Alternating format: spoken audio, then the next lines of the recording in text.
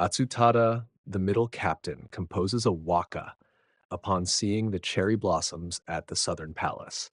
Once upon a time, when the great minister of Onomiya, who served as the left minister, attended a court service in the middle of the third month, he sat at the imperial palace's chamber. Two or three other high ranking nobles were gathered with him, and they were admiring the large cherry blossoms blooming before the southern palace. The flowers, radiant with divine grace and indescribable beauty, extended their branches all the way to the garden, covering it fully with their blossoms. The fallen petals filled the garden without leaving any empty space, and as they were stirred by the wind, they looked like the waves of the sea. The great minister said, "How breathtaking this is! These flowers bloom every year, but never have I seen them flourish as magnificently as this. I would love for Middle Captain Tsunatada of Tsuchimikado to come and witness this." Just as he spoke, the sound of someone approaching from afar could be heard. The minister summoned an attendant and asked, "Who is arriving now?" The attendant answered, "It is Middle Captain Tsunatada of Tsuchimikado." The great minister was delighted and remarked, "How fitting." When Tsunatada arrived and took his seat, the minister asked, "How do you find the sight of these fallen blossoms?" Tsunatada replied, "Indeed, it is beautiful." The great minister said, "It seems you are late in your response." Tsunatada, reflecting on the situation, thought to himself, "This minister is renowned for his mastery of waka poetry. If I were to offer a shallow or thoughtless response, it would be more shameful than saying nothing at all. Yet, it would also be rude to decline the minister's request for a poem, especially given his high rank." After straightening his sleeves, Tsunatada offered this verse: "If the hearts of those who serve the palace knew any better, they would dye their robes in light blue, at least for this spring." Upon hearing this, the great minister praised the poem greatly, saying, "There is no need for a reply. If I were to respond, it would surely be a lesser poem, and even though I might try to outdo it, that would not be appropriate. Instead, I shall recall an old poem." And so he recited a verse that Tadahira had composed before going to Tang China. This middle captain Tsunatada was the son of Lady Aritada, the wife of the great minister of the main estate, Fujiwara no Tokihira. At the age of about 40, he was known for his handsome appearance and graceful demeanor. Due to his fine character, he was held in high esteem, and his reputation flourished throughout the world. He was commonly known by the name Atsutada, and because he was deeply connected to the imperial family, he was also called the middle captain of the main estate. His talent in waka poetry was exceptional, and this poem earned him great praise, which has been passed down through the ages. The Tale of the Great Minister Kintō. Composing a waka for a screen painting, number 30. Once upon a time, during the reign of Emperor Ichijo, when the Empress of Jotomonin first entered the imperial palace, a new folding screen was made for her. As the emperor intended to have waka poetry written on colored papers attached to the screen, he ordered several courtiers to compose poems. Among them, the great minister Kintō was assigned to compose a poem for a scene depicting a house with wisteria flowers beautifully blooming in April. On the day of the presentation, everyone else had already brought their poems, but Kintō was late to arrive. The chancellor, Fujiwara no Michinaga, sent a messenger repeatedly to inquire about the delay. Meanwhile, Minister Yukinari, who was chosen to transcribe the waka onto the screen, arrived promptly and was ready to start. Those present grew increasingly impatient, standing and sitting restlessly while waiting for Kintō. When he finally arrived, everyone thought, even if the others haven't composed outstanding poems, surely this great minister's poem will not be lacking. As soon as he was seated, Michinaga asked, "Why are you so late with your poem?" Kintō replied, "I have not composed anything grand nor anything at all. Better to present nothing than something subpar. Among the many poems presented today, none seem especially remarkable. If they are to be written on the screen, they will only add to my long-standing reputation." Although he tried to evade responsibility, the chancellor insisted, "Even if there are no other noteworthy poems, the screen will be incomplete without yours. Without your contribution, no one will write anything on the colored papers." Seeing that he could not escape, Kintō hesitated and said, "It appears this time that no one has composed a particularly good poem. Even Yukinari's poem is disappointing. He composed something about Kishi no Meanawa, and it turned out quite unusual. If he can fail in such a way, it is only natural that I, too, cannot produce a suitable poem. Despite his efforts to delay further, Michinaga pressed him even harder, demanding a poem. Kintō, now in great distress, sighed deeply and said, "This will be remembered for a long time," and reluctantly pulled out a poem he had written on mutsu paper from his sleeve. He presented it to Michinaga, who, after receiving it, opened it and read it aloud before the entire court. Starting with the chancellor's sons, the left minister of Uji and the minister of Nijo, several courtiers and attendants eagerly gathered to hear the poem.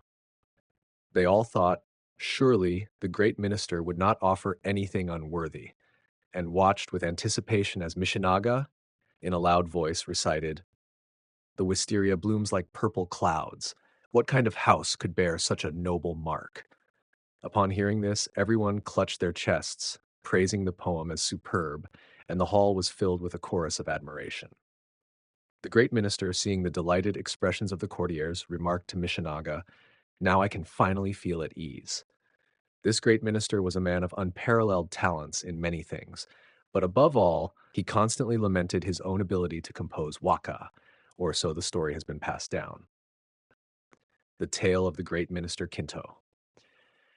Composing waka at the Shirakawa residence, number 34. Once upon a time, the great minister Kintō was staying at the Shirakawa residence in the spring. 4 or 5 notable courtiers came to visit, saying, "We have come to see the beautiful flowers."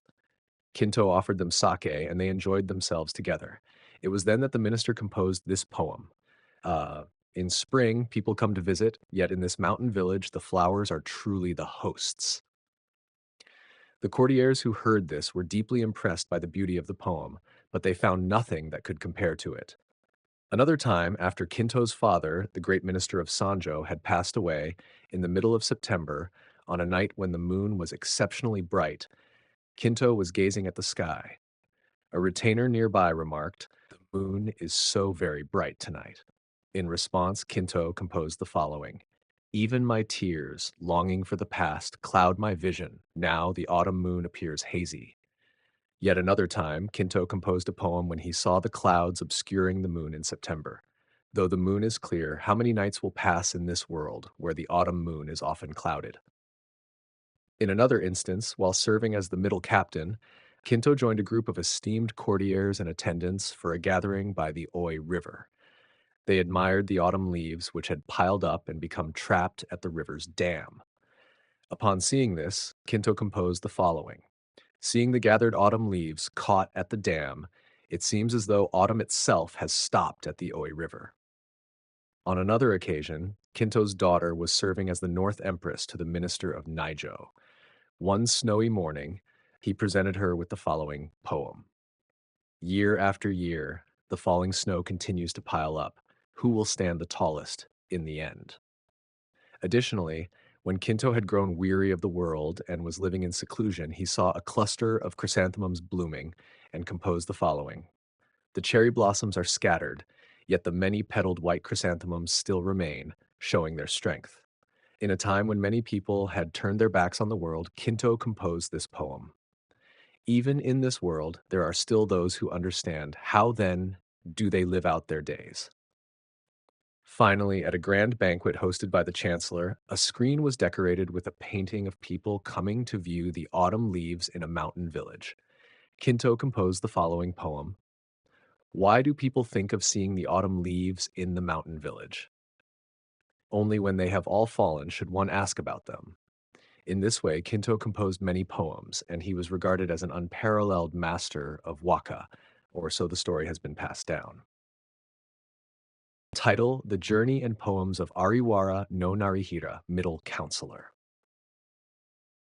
Once upon a time, there was a man named Ariwara no Narihira, who was known for his exceptional poetry and was held in high regard. At one point, he decided to leave Kyoto, thinking that he would not stay there any longer, and wondered if there were suitable places to live in the eastern regions. Despite being an accomplished and well-regarded poet, he set out with a few companions, not knowing the way, and ended up getting lost. He arrived at a place called Yatsuhashi in the province of Mikawa. The name Yatsuhashi comes from the fact that the river there is divided into 8 channels, creating 8 bridges. Near a pond in that area, he saw irises blooming beautifully. His companions suggested that he compose a travel poem incorporating the 5 characters of irises, kakitsubata, into each line of the poem. Narihira composed the following poem. Wearing my old cloak, I think of the distant journey and the springtime we have come. His companions were moved by this poem and shed tears, causing their tears to fall onto the meal they were sharing. Continuing his journey, he arrived in Suruga province. When he intended to enter Mount Utsu, he found the path very dark and felt extremely anxious. The mountain was covered in dense vines and trees, making the scene melancholic. As he pondered the strange and overwhelming sight, he encountered a solitary monk. The monk, finding Narihira unusual, asked, "What brings you to this path?" Narihira, sitting down, wrote a letter to someone in Kyoto. In the land of Suruga, even in my dreams, I have never met anyone. Continuing on, Narihira saw Mount Fuji in the distance. On the last day of May, snow fell high on the mountain, appearing white.